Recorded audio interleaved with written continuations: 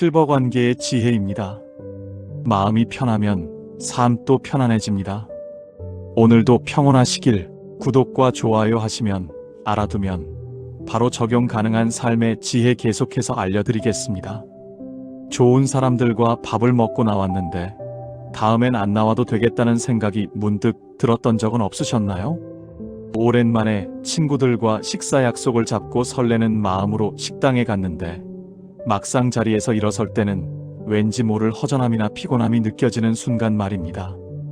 분명 좋은 사람들과 맛있는 음식을 먹었는데 돌아오는 길이 생각보다 무겁게 느껴지는 그런 날이 있지 않으셨나요? 저는 오늘 여러분과 아주 솔직한 이야기를 나눠보려고 합니다. 이 이야기는 누군가를 비난하거나 판단하기 위한 것이 아닙니다.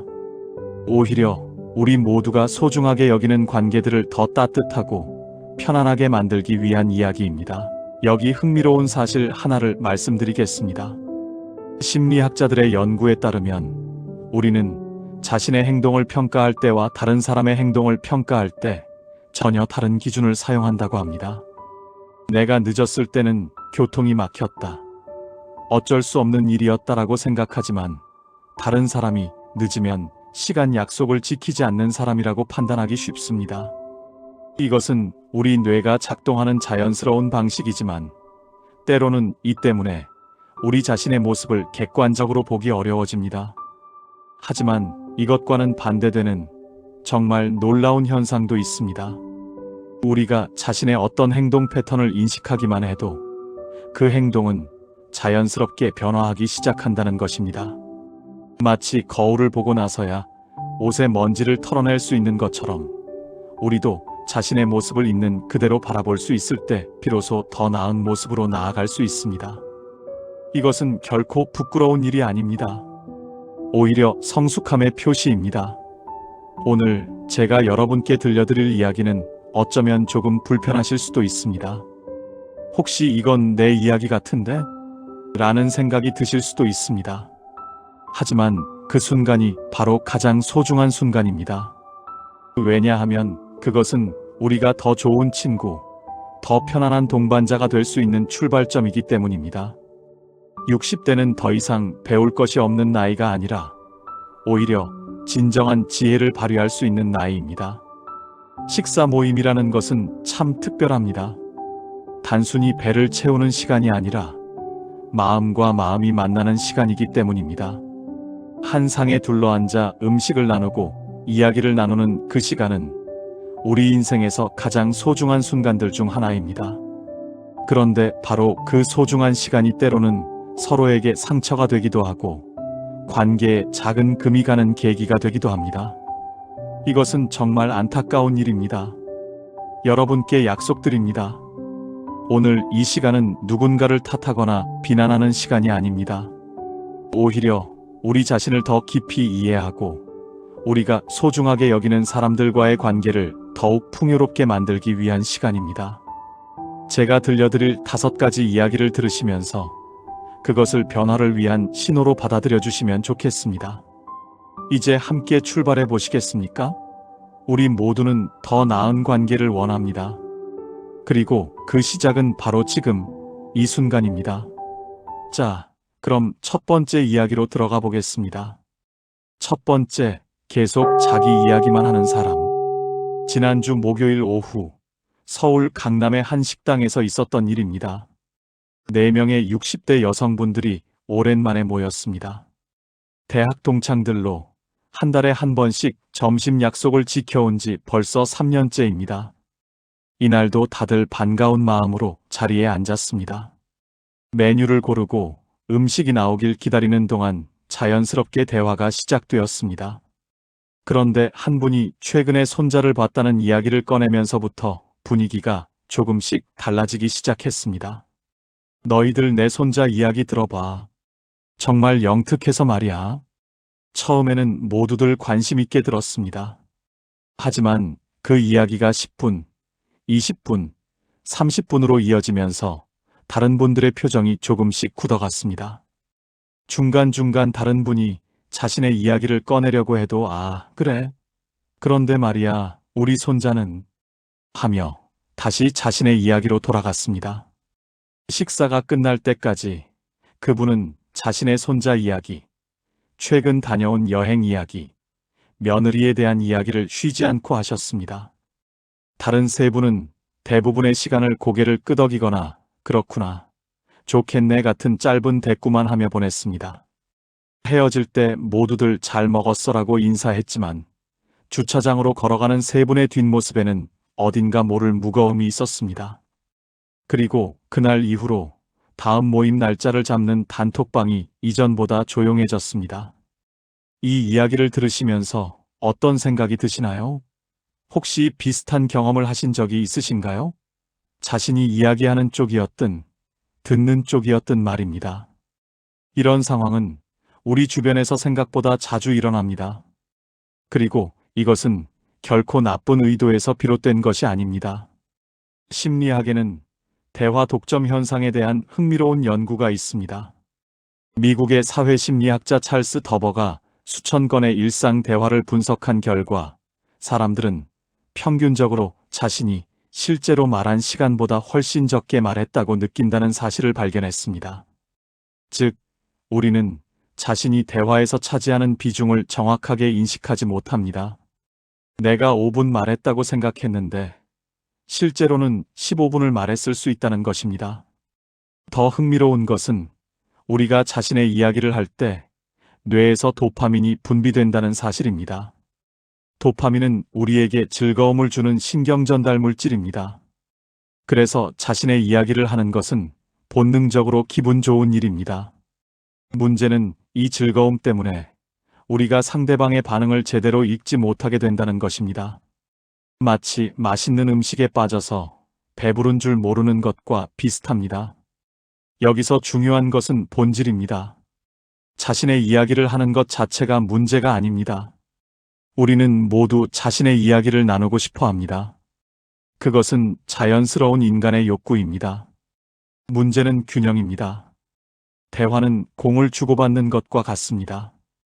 한 사람이 공을 계속 가지고 있으면 게임이 되지 않습니다. 상대방도 공을 받고 던지고 다시 받는 과정이 있어야 비로소 함께하는 놀이가 됩니다. 계속 자기 이야기만 하는 것은 상대방에게 어떤 메시지를 전달할까요?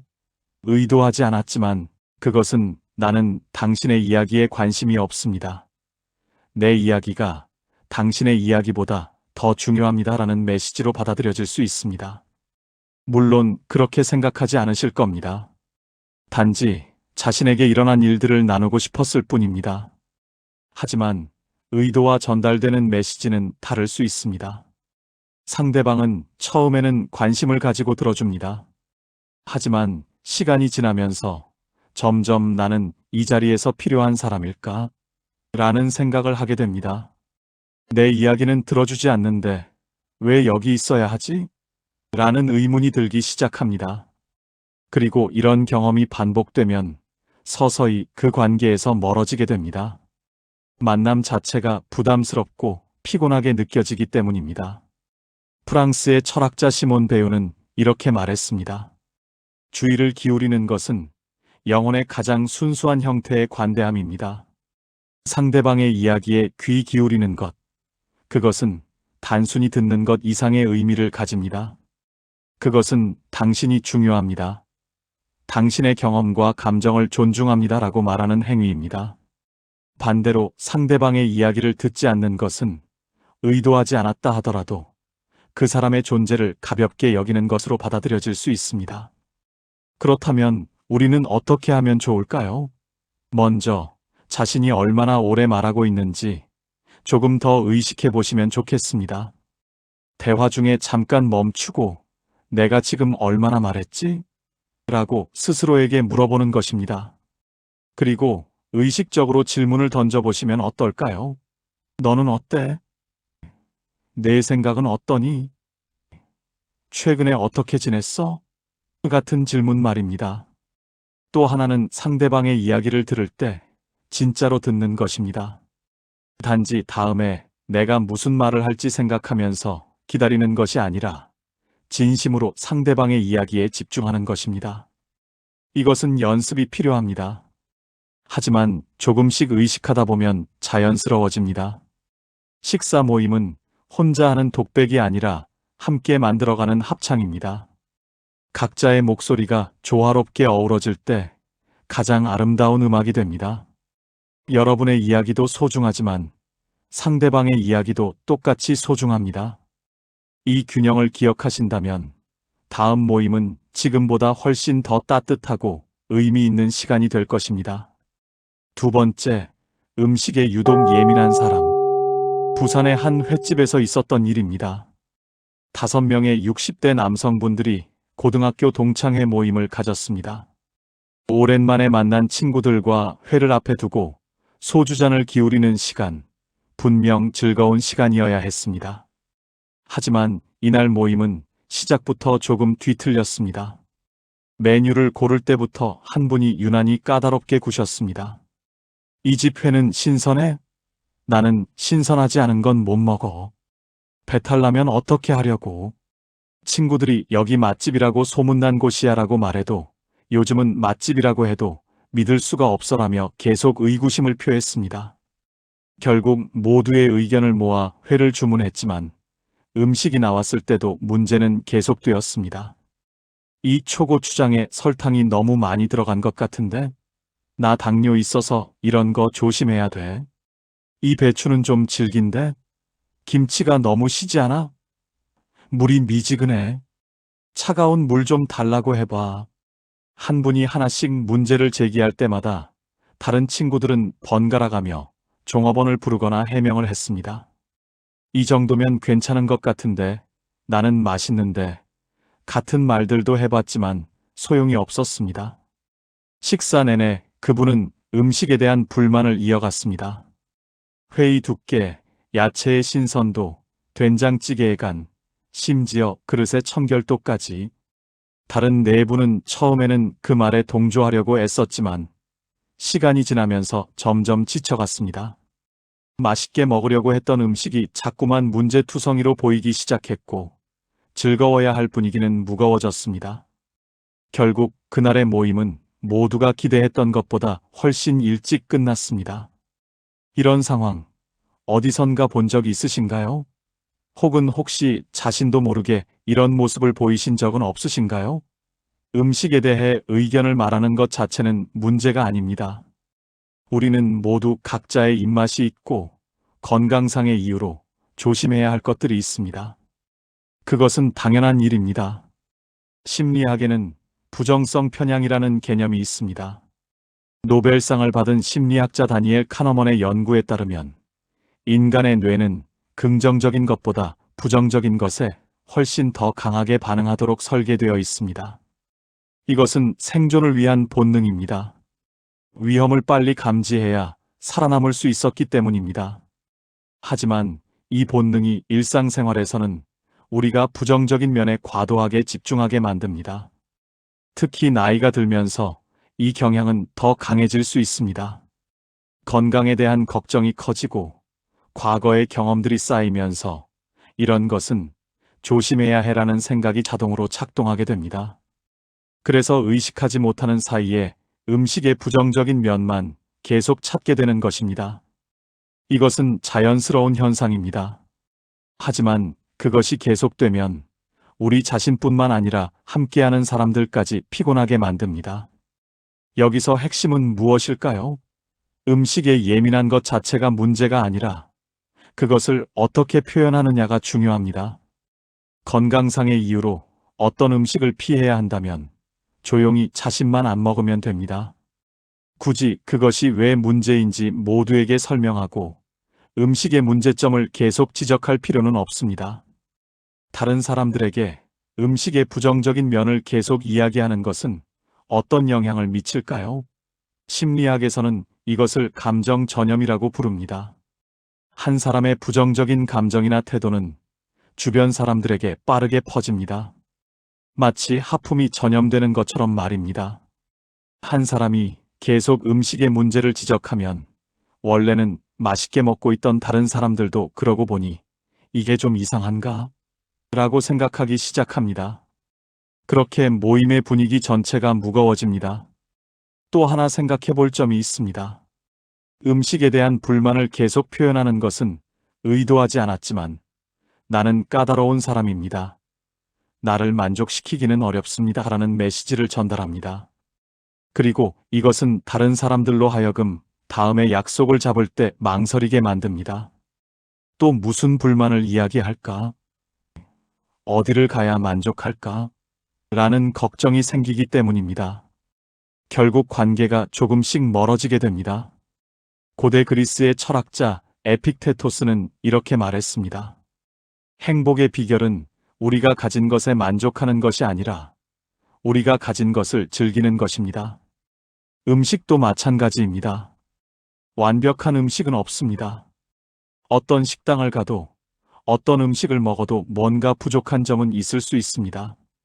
중요한 것은 그 부족함에 집중할 것인가 아니면 함께하는 사람들과 음식의 좋은 면에 집중할 것인가입니다. 그렇다면 어떻게 하면 좋을까요? 먼저 음식에 대한 의견을 말하기 전에 잠깐 멈춰 보시는 것은 어떨까요? 이것을 꼭 말해야 할까? 이것이 모임 분위기에 어떤 영향을 미칠까? 라고 스스로에게 물어보는 것입니다. 정말 건강상 심각한 문제가 아니라면 조용히 넘어가는 것도 하나의 선택입니다. 그리고 긍정적인 면을 먼저 찾아보시면 어떨까요? 이 회가 참 신선하네. 이 반찬은 정말 맛있어처럼 좋은 점을 먼저 이야기하는 것입니다. 이것은 단순히 분위기를 좋게 만드는 것을 넘어서 우리 자신의 마음도 더 편안하게 만듭니다. 긍정적인 것에 집중하면 실제로 음식이 더 맛있게 느껴지는 심리적 효과도 있습니다. 식사는 단지 영양을 섭취하는 행위가 아닙니다. 특히 누군가와 함께하는 식사는 관계를 나누는 의식과도 같습니다. 음식의 완벽함보다 더 중요한 것은 함께하는 사람들과의 따뜻한 교감입니다. 조금 덜 짠 음식보다 조금 더 따뜻한 대화가 우리를 더 행복하게 만들어줍니다. 다음 모임에서는 음식의 문제점보다 친구들의 얼굴을 더 많이 바라보시면 어떨까요? 그것만으로도 모임은 훨씬 더 즐거워질 것입니다. 세 번째, 계산할 때 분위기를 식히는 사람. 서울 종로의 한 한정식집에서 있었던 일입니다. 6명의 60대 여성분들이 대학 동문 모임을 가졌습니다. 맛있는 음식과 함께 즐거운 시간을 보내고 이제 헤어질 시간이 되었습니다. 그런데 계산서를 받는 순간부터 분위기가 미묘하게 바뀌기 시작했습니다.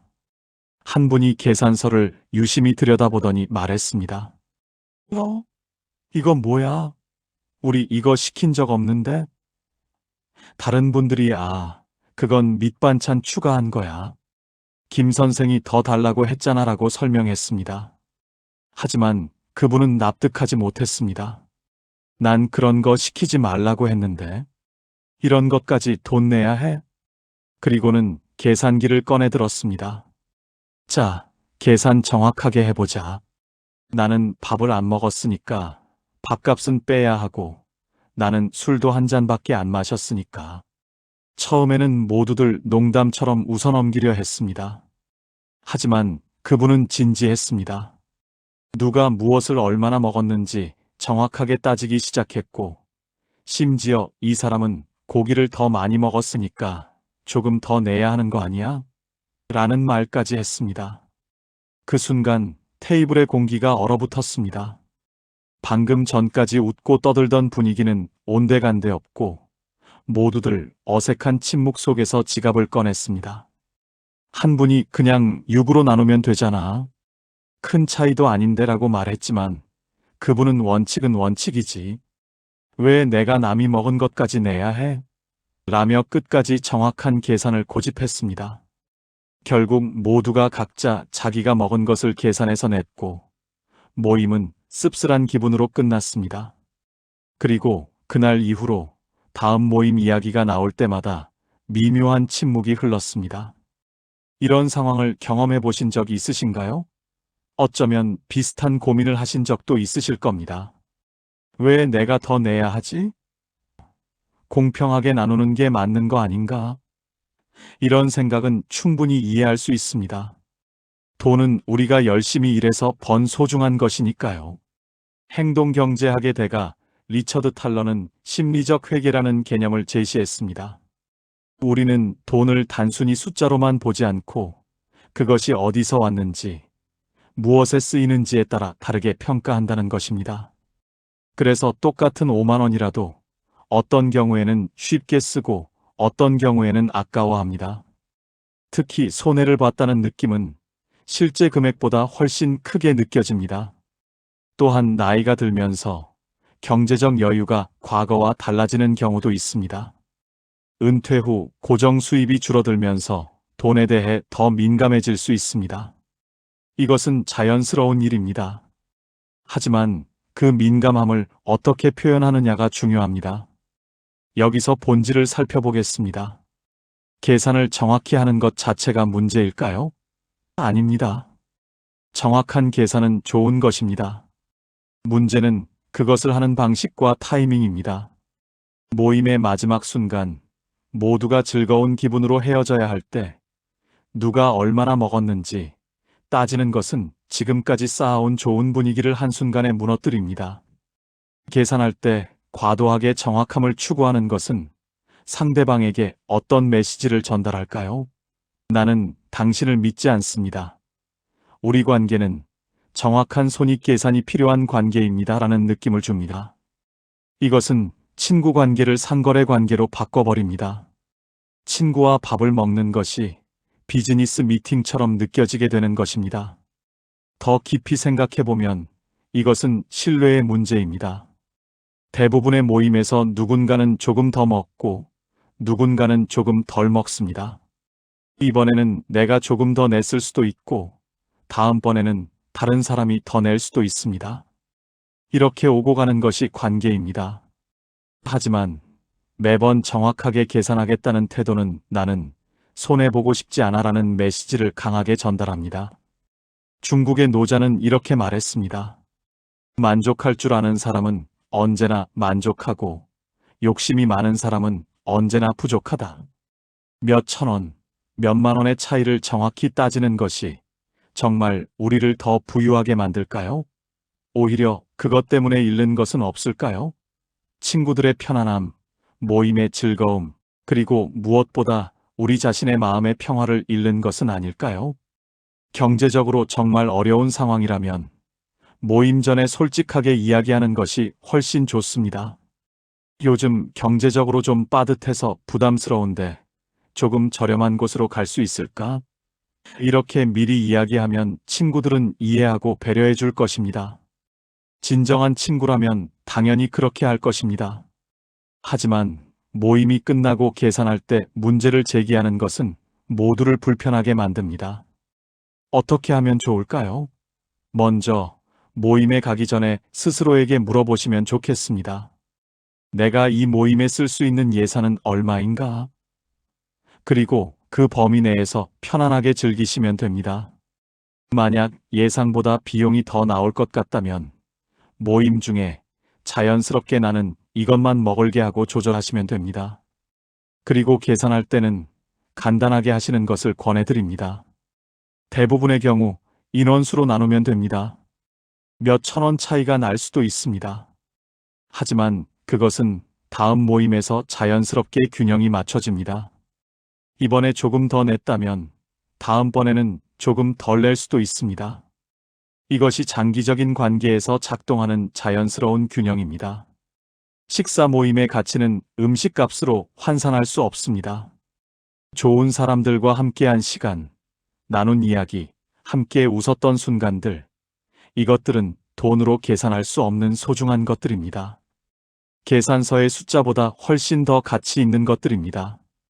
몇 천 원을 아끼려다가 몇십 년 쌓아온 우정에 금이 가는 것, 그것이야말로 진짜 손해가 아닐까요? 다음 모임에서는 계산서보다 친구들의 얼굴을 더 오래 바라보시면 어떨까요? 그것이 진정으로 값진 투자입니다. 네 번째, 계속 비교하고 판단하는 사람. 인천의 한 베이커리 카페에서 있었던 일입니다. 4명의 60대 여성분들이 오랜만에 모였습니다. 모두 같은 아파트 단지에 사는 이웃들로 가끔씩 이렇게 차를 마시며 수다를 떠는 사이였습니다. 날씨 이야기로 시작된 대화는 자연스럽게 각자의 근황으로 이어졌습니다. 한 분이 최근 딸이 승진했다는 이야기를 꺼냈습니다. 기쁜 마음에 자랑하고 싶었던 것이겠죠. 하지만 바로 옆에 앉은 분이 이렇게 말했습니다. 승진? 우리 딸은 벌써 작년에 임원 됐는데 요즘은 승진이 늦네. 기쁜 얼굴로 이야기하던 분의 표정이 순간 굳었습니다. 대화가 이어지면서 그분은 계속 비교를 했습니다. 누군가 손주 이야기를 하면 우리 손주는 더 일찍 말을 했어. 여행 이야기가 나오면 거긴 그냥 그렇더라. 우리는 더 좋은 데 다녀왔는데 취미 활동 이야기가 나오면 그 정도 수준이면 초보지. 나는 벌써 몇 년째 하고 있어. 모든 이야기에 자신이나 자신의 가족을 끼워 넣으며 은근히 더 낫다는 것을 드러냈습니다. 심지어 한 분이 최근 건강이 안 좋아서 병원에 다닌다는 이야기를 했을 때도 그건 아무것도 아니야. 나는 훨씬 더 심한 병을 앓았는데도 이렇게 멀쩡하잖아라며 자신의 이야기로 돌렸습니다. 다른 세 분은 점점 입을 다물기 시작했습니다. 무슨 이야기를 해도 비교당하고 평가받는 느낌이 들었기 때문입니다. 1시간 정도 후 시간이 늦었네라는 말과 함께 모임은 어색하게 끝났습니다. 그리고 그 이후로 그 네 분의 모임은 다시 잡히지 않았습니다. 이런 모습 어디선가 본 적이 있으신가요? 혹시 무의식 중에 자신도 이렇게 말한 적은 없으신가요? 자신의 경험을 나누고 싶은 마음, 자신이 이룬 것들을 인정받고 싶은 마음, 이것은 모두 자연스러운 인간의 욕구입니다. 문제는 그것을 표현하는 방식입니다. 사회심리학에는 사회적 비교 이론이라는 것이 있습니다. 1954년 레온 페스팅거가 제시한 이론인데 인간은 본능적으로 자신을 다른 사람과 비교한다는 것입니다. 이것은 자연스러운 현상입니다. 우리는 비교를 통해 자신의 위치를 파악하고 정체성을 형성합니다. 하지만 이 비교가 상향 비교, 즉 자신이 더 낫다는 것을 드러내기 위한 비교가 되면 문제가 됩니다. 특히 60대가 되면 여러 가지 상실을 경험하게 됩니다. 직장에서의 지위, 사회적 역할, 때로는 건강까지. 이런 상황에서 자존감을 유지하기 위해 무의식적으로 다른 사람과의 비교를 통해 나는 여전히 괜찮아, 나는 여전히 가치 있어라는 것을 확인하려고 합니다. 하지만 이것이 다른 사람을 평가하고 판단하는 방식으로 나타나면 관계에 큰 상처를 남깁니다. 이런 행동의 본질은 무엇일까요? 표면적으로는 자신을 높이는 것처럼 보이지만 사실은 그 반대입니다. 계속 비교하고 판단하는 행동은 내면의 불안함을 드러냅니다. 나는 충분하지 않아. 나는 계속 증명해야 해라는 불안감의 표현인 것입니다. 진정으로 자신감 있는 사람은 굳이 다른 사람과 비교하지 않습니다. 자신의 가치를 알고 있기 때문입니다. 상대방은 이런 비교와 판단을 어떻게 받아들일까요? 먼저 자신의 경험이나 감정이 평가절하되는 느낌을 받습니다. 내 이야기는 중요하지 않구나. 내가 이룬 것은 별것 아니구나라는 생각이 듭니다.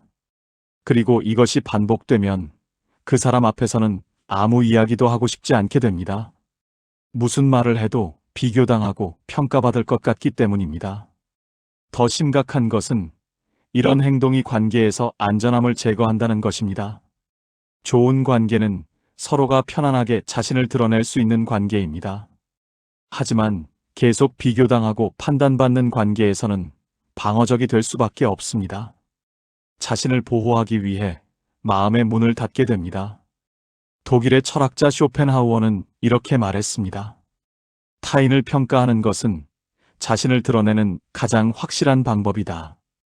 우리가 다른 사람을 어떻게 대하는지가 바로 우리 자신의 모습을 보여줍니다. 끊임없이 비교하고 판단하는 것은 결국 우리 자신의 불안과 불만족을 드러내는 것입니다. 그렇다면 어떻게 하면 좋을까요? 먼저 누군가 자신의 이야기를 할 때 그것을 있는 그대로 들어주는 연습을 해보시면 어떨까요? 그랬구나. 좋겠다. 힘들었겠다 같은 단순한 공감만으로도 충분합니다. 굳이 거기에 자신의 경험을 비교해서 덧붙일 필요가 없습니다. 그리고 자신의 이야기를 하고 싶을 때는 비교의 형태가 아니라 그냥 자신의 이야기로만 하시면 됩니다.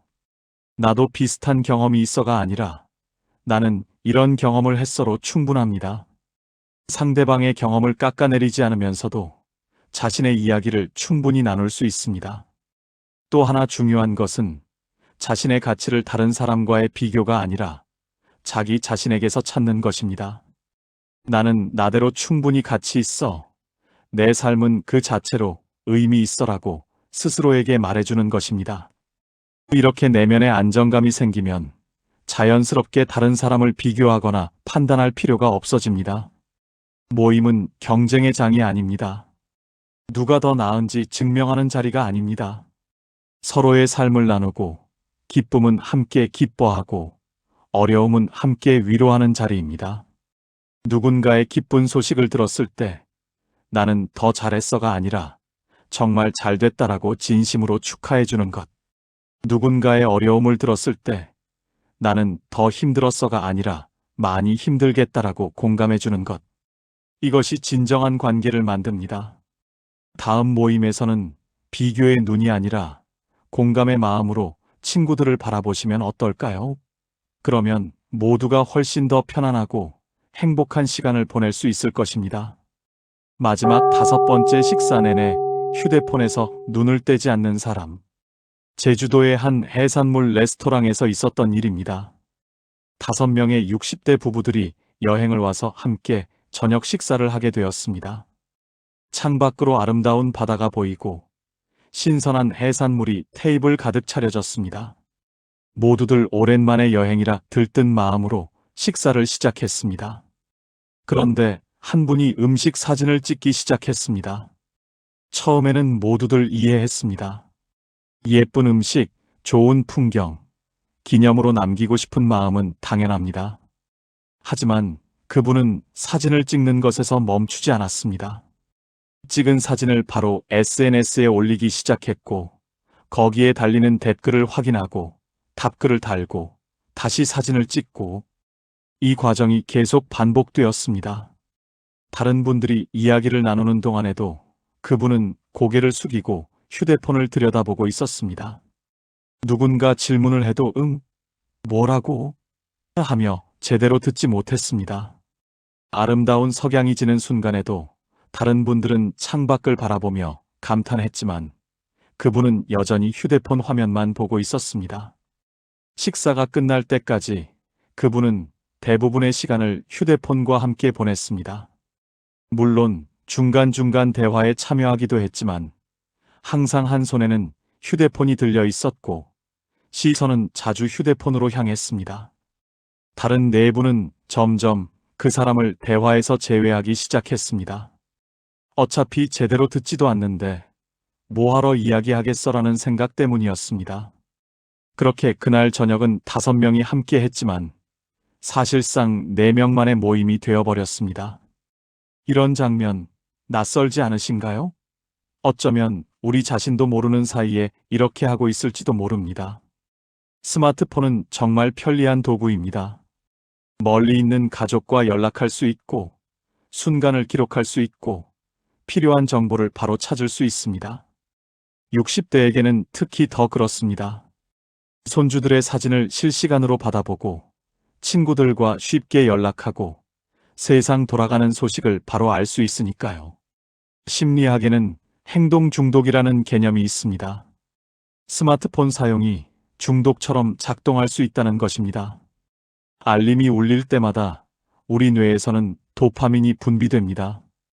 누군가 내 게시물에 좋아요를 눌렀을 때, 메시지가 왔을 때 우리는 작은 쾌감을 느낍니다. 그래서 자꾸 확인하고 싶어집니다. 이것은 나이와 상관없이 누구에게나 일어나는 현상입니다. 특히 은퇴 후 사회적 연결이 줄어든 60대에게 SNS는 중요한 소통의 창구가 될 수 있습니다. 예전 직장 동료들과 연락하고 멀리 사는 친구들의 소식을 보고 자신의 일상을 나누는 것. 이것들은 모두 의미 있는 활동입니다. 문제는 그것이 지금 여기에 있는 사람들보다 더 중요해질 때입니다. 이런 행동의 본질은 무엇일까요? 역설적이게도 연결되고 싶은 욕구가 오히려 단절을 만들어냅니다. 온라인에서 더 많은 사람들과 연결되려고 하면서 바로 앞에 앉아 있는 사람과는 단절되는 것입니다. 휴대폰 화면 너머의 사람들에게 관심을 쏟으면서 눈앞의 사람들에게는 무관심해지는 것입니다. 상대방은 이것을 어떻게 느낄까요?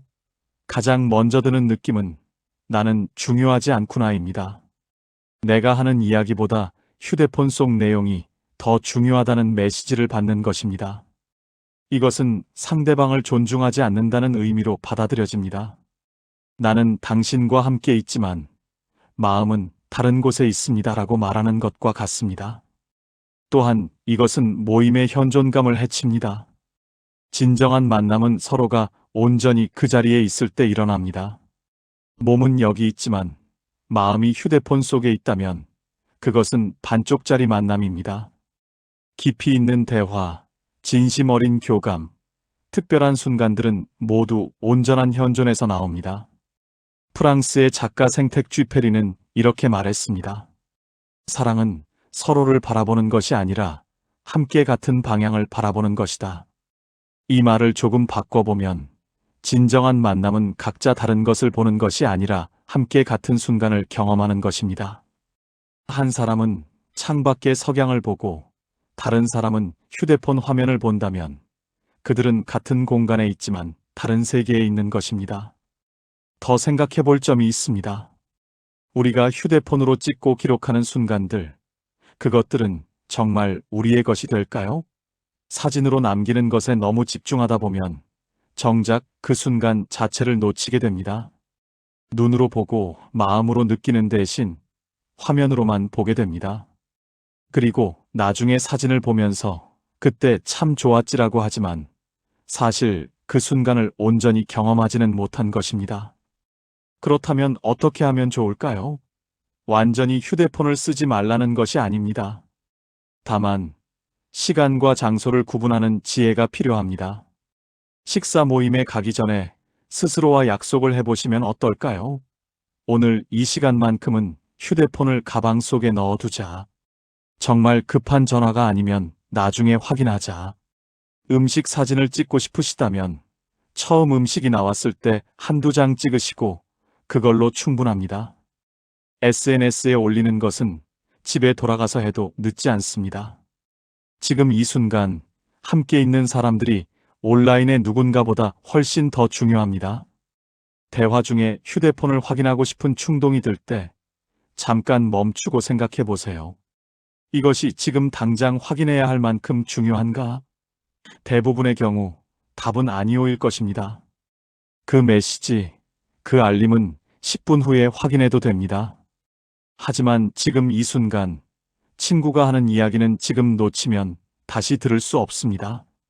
한 가지 제안을 드리자면 모임 시작할 때 모두가 휴대폰을 테이블 한가운데에 모아두는 것은 어떨까요?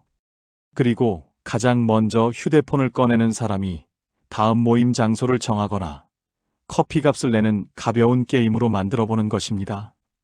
이렇게 하면 서로가 서로를 도와 휴대폰 없이 온전히 대화에 집중할 수 있습니다. 60대라는 나이는 정말 특별합니다. 이제 우리에게 남은 시간은 과거보다 미래가 짧을 수 있습니다. 그렇기에 지금 이 순간이 더욱 소중합니다. 친구들과 함께하는 이 시간, 이 식사, 이 대화는 다시 오지 않을 수 있습니다. 그 소중한 시간을 휴대폰 화면이 아니라 친구들의 얼굴을 보며 보내시면 어떨까요? 온라인의 수백 명의 좋아요보다 눈앞에 앉은 친구의 진심 어린 미소 하나가 훨씬 더 따뜻합니다. 화면 속 가상의 연결보다 손을 맞잡고 나누는 진짜 교감이 훨씬 더 깊습니다. 다음 모임에서는 휴대폰을 내려놓고 눈을 마주치고 귀를 기울여 보세요. 그러면 지금까지 놓쳤던 많은 것들이 보이기 시작할 것입니다. 그리고 그것이야말로 진정으로 기억할 가치가 있는 순간들입니다. 여기까지 5가지 이야기를 함께 나눠봤습니다. 계속 자기 이야기만 하는 것, 음식에 유독 예민한 것, 계산할 때 분위기를 시키는 것, 계속 비교하고 판단하는 것, 그리고 식사 내내 휴대폰에서 눈을 떼지 않는 것. 이 5가지는 모두 작은 행동들처럼 보이지만 관계에는 생각보다 큰 영향을 미칩니다. 여기서 가장 중요한 것은 이 모든 행동들이 나쁜 의도에서 나온 것이 아니라는 점입니다. 우리는 모두 선한 마음으로 살아갑니다. 자신의 이야기를 나누고 싶고, 건강을 챙기고 싶고, 손해보고 싶지 않고, 자신의 가치를 인정받고 싶고, 세상과 연결되고 싶은 것. 이것들은 모두 자연스러운 인간의 욕구입니다. 문제는 우리가 때로 자신의 행동이 다른 사람에게 어떻게 보이는지, 어떤 영향을 미치는지 미처 생각하지 못한다는 것입니다. 마치 거울 없이는 자신의 얼굴을 볼 수 없듯이 우리는 다른 사람의 눈을 통해서만 자신의 모습을 볼 수 있습니다. 오늘 이 시간이 바로 그 거울이 되었기를 바랍니다. 60대는 인생에서 가장 지혜로울 수 있는 나이입니다. 많은 것을 경험했고, 많은 것을 배웠고, 이제는 진정으로 중요한 것이 무엇인지 알 수 있는 나이입니다. 그리고 그 중요한 것 중 하나가 바로 관계입니다. 돈도 명예도 성공도 중요하지만 결국 우리 삶을 풍요롭게 만드는 것은 따뜻한 관계들입니다.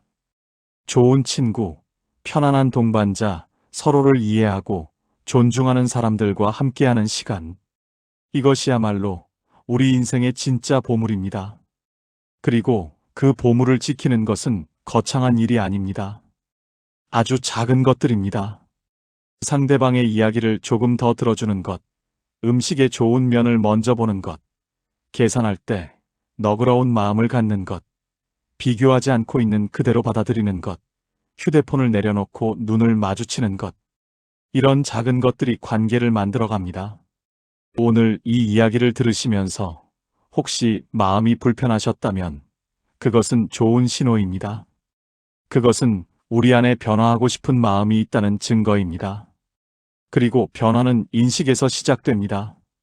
아, 내가 이렇게 하고 있었구나라는 깨달음만으로도 우리는 이미 변화를 시작한 것입니다. 여기 몇 가지 작은 실천을 제안해 드립니다.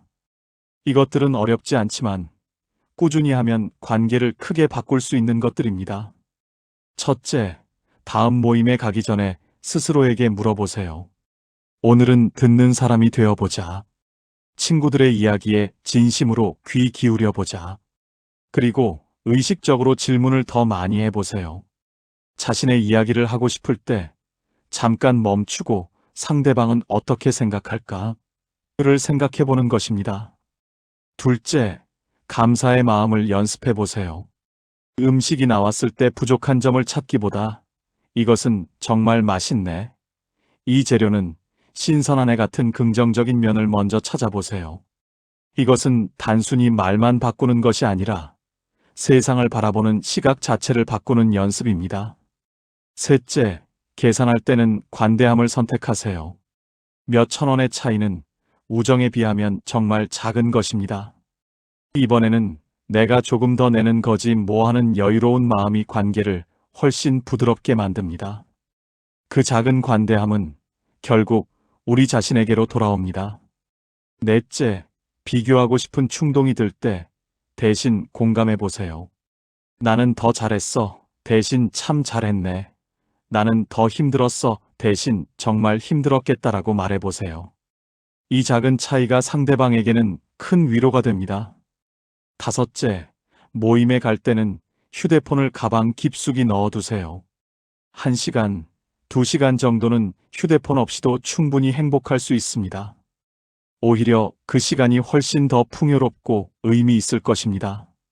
친구들의 얼굴, 목소리, 표정을 온전히 느껴보세요. 이 모든 실천의 핵심은 의식하기입니다. 우리의 행동을 조금만 의식하면 자연스럽게 변화가 일어납니다. 처음에는 어색하고 어려울 수 있습니다.